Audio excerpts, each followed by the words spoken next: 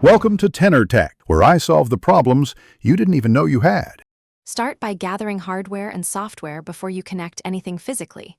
You need an Arduino board, a USB cable, and the Arduino IDE installed. On your computer, install Python 3.8 or later for compatibility with modern libraries. Open a terminal and run pip install PySerial to add the serial library.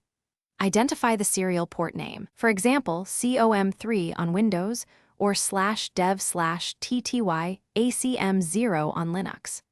Choose a stable baud rate such as 9600 and plan to use it in both Arduino and Python sketches.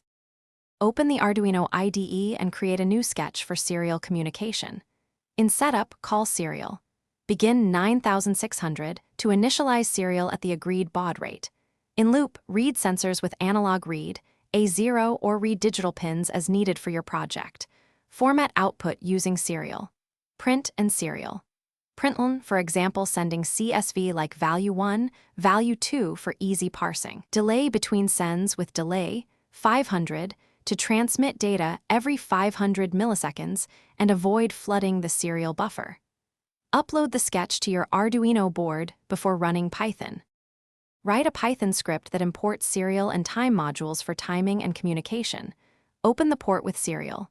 Serial, COM3 9600, timeout equals 1, or use /dev/tty/acm0 on Linux. Read a line using sir. Read line, then decode with line. Decode UTF-8. Strip, to convert bytes to string. If you sent CSV, parse values using data.